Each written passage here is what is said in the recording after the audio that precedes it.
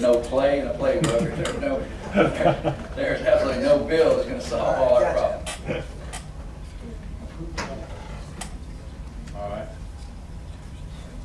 Mr. Huggins is next. Are you for or against? Mr. For. Thank you, Mr. Chairman. I just would like to say a couple things, and I'm going to tell you, Coach Anthony, I think you know the respect and I have for you, and I will say that I was not real pleased with the cloture measure on that. I think it was mighty brave of you to come today, and I'll tell you, we appreciate that more than you'll ever imagine. I just would like to share two things. I think that, you know, my own superintendent, I'm very blessed to live in District 5 out in the Irmo Chapin area. We have got a tremendous school district, and I'm very grateful for it. Both of my children are there. One's a senior at Irmo High, and one's a sophomore. I went to Columbia High School. I'm a product of public schools. And I'm very tired of hearing people say that you're not for public education. If I hear that one more time, I'm about to explode over it, because I'm going to tell you, look at the measures we've taken, look at the things we've done in the past. I don't think anyone could ever say I'm not for public education. So I don't want to ever hear that again from whoever out there thinks that. Two things. I think I will tell you, Ms. Allison, your amendment, it was great. I certainly would have supported that. Coach Anthony, yours didn't go far enough. I would have supported that too. And let me tell you what I mean by that. I've got children in my district that, for whatever reasons, various reasons, can't go back to the public school. They've had situations that have occurred, and I'm in a blessed district, okay? But I got a lot of folks out there, probably including myself, that can't afford even to send their children to private school. And they're forced to do it, and they're having to do it. And again, for whatever those reasons are, you know, we give Boeing, we give BMW, we give them tax credits and these incentives that we give them. And if we can't give something back, now this is not a perfect bill, my goodness. Maybe there are some things we can tweak, and I think getting it on the floor, debating it, and listening at some of the things that we maybe can do to increase this, I'm certainly going to support this bill, and we'll support the bill. But I think we've got to take some steps. My own superintendent in my district said unusual times call for unusual measures. And this is simply what I think we've got to look at in the future as we move forward. And that's all I'd like to say, and certainly open any questions. Thank you, Mr. Chairman. All right, any questions? All right, I'll hear any questions from Mr. Huggins. There's about 37 minutes left in the for and 54 minutes against. Mr. Bingham is recognized. Thank you, Mr. Chairman.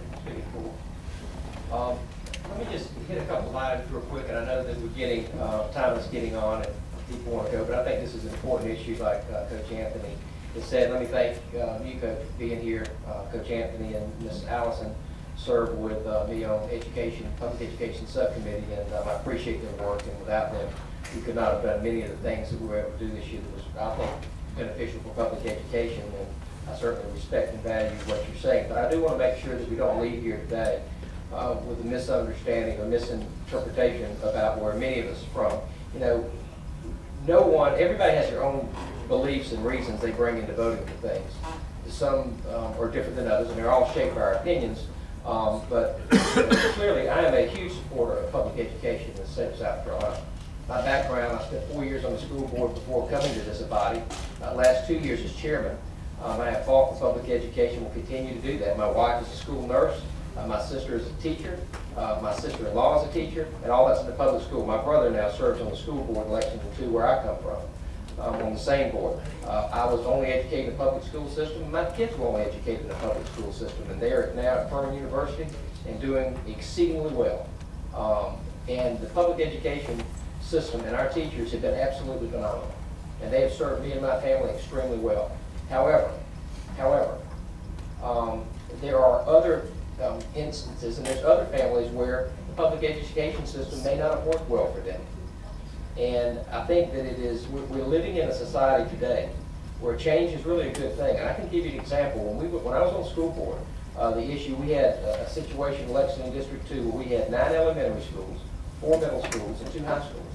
But we had a declining student enrollment as a result of the fact that an Asian community back in the 60s and 70s, when I come through there, we were booming. We were the community, and then through the 80s, 90s, and into the latter part of the 90s, and the enrollment started to decline. We found that we had facilities and space that were abundant compared to what other growing school districts were, because we had declining population and age. So anyway, the bottom line was this, is that we looked at saying we need to provide choice options inside the public school system. And it was an incredible debate. We had 7 members on the school board, and we debated the issue for several months as we looked at trying to do that. And it was very heated, it was very passionate. And here's why. It's because both of the sides, those who were in favor of us doing public school choice in our district and those people who were against it, were very convinced that they were fighting for the right thing. And that's what we find out here today. And I sometimes hear the argument shaped is that you're against public schools or you're for public schools if you're one versus the other. And I can tell you from my perspective that is absolutely not true. I am 100% committed to our public schools, and as elected officials, that is what we're here to do. At the same time, I am the most committed and I am most around the student.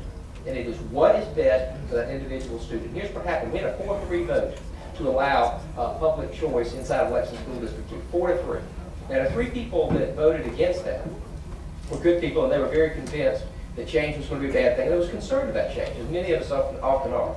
Is that, what's going to be to happen, and what's the problems that we're going to deal with, and, is this really going to be good or bad? Now, after they saw the implementation of it, it was then a 7-0 vote every single time an issue come up. Because you know why? The problems that were perceived really did not occur. And here's what happened, and I will get into more of this when we get to the floor, and I'll save some of the stuff, but I do want to point it out here.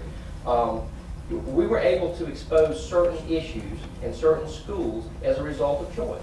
And it wasn't the things that people would think would happen. All of a sudden, the school had a number of parents who wished to transfer out of it. And you find out why that was, and you go back and start talking to them, and you find out there was a problem inside the school for various reasons. And in fact, there was one particular one, it was a principal who was a wonderful principal. However, this particular principal's education style did not align with the demographics and the community in which she was serving in. We took that principal, we moved her to another school, and we took that principal and switched them. We switched 2 principals, and it stopped. It solved a problem that we never would have known about, or we never could have got to if we would not have had that in place. I can tell you, Saluda River Academy of the Arts is a great example of what happened with choice. We empowered our teachers to go out and create a model, and it's a magnet program that we think is going to be good for the state of South Carolina, and it's good for our district. We would average 10 parents at this school of 300 and something students. Nobody wanted to go to the school at the time. And there was nobody showing up at any of the PTA meetings because they didn't want the kid to be in that school. So we empowered them to do that. They come up with this program. It's called Arts and Basic Curriculum. And they wanted to do it. And the faculty's what brought, the teachers are the one that brought it up to us as a school board. We just allowed them to do it. And if parents bought ownership in that, they come back and want to change the name, we said, well, by all means. Those darn PTA and PTO meetings were putting 120 and 130 students in that very same school as soon as this thing was implemented. Because why? The parents had buy-in, the teachers had buy-in, and people started going back to that school. We allowed school choice, so the kids were able to go to that school. This is a school that is a Title I school. This is not affluent schools. These are students where kids struggle and their families struggle. But I watched it work in that thing. And not only do that, do you know that just last year they won the John F. Kennedy Award, one of 2 schools in the nation? That same school that I was on the school board with, and we put this stuff in. And so when you see those success stories happen, then you say, well, gosh, this can happen elsewhere. This tax credit, I hear people say that we're taking money from public education. No, we're not, because this does not come out of a public education pot. Every year we decide how much money we're going to fund education. And you know as well as I do, all 3 of us, we fought very hard, as well as most of the people in this committee, to put money back in public education to the tune of $100 million that none of us felt like we'd be able to get when we first walked in and started this budget this year. Because while we were committed to education. In addition to that, the EIA brought in another $70+ million. And while we are not where we want to be or need to be or would like to be, we've clearly made a concerted effort towards that. This tax credit comes out of the general fund pot of money. To say that it was money coming out of education, I disagree with, because it's not. It's not dedicated to that. If this money was there, we still determine how much to fund base student costs. And the fact that we may not have some of this revenue, it has nothing to do with what this body ultimately decides we want to put on education spending in this state. I believe it's a priority. I don't believe there's any stronger priority than we have, because we have an educated public. then we have an opportunity in order to do some really good things. But it is not taking money out of education, because it does not go into that. We're not pulling anything off any line. This is tax credits only, and it only covers a portion of the cost of parents who may not have any other option. I told you about the public schools. I told you about, I've got a family member, and I won't mention the name, whose child was in there, but they have a medical condition that requires them to be a little bit different than what some of the other kids in my family are. And they had to this year move that child because it was just not working in the public school. And they had to move it to a private school. And this private school is an incredibly expensive thing, but it deals with kids with these type of medical conditions. It has been an incredible turnaround to watch what happened to him. You know, you're talking about a kid who has been frustrated, not because of any problem that the public school's done, it's just because he learns differently.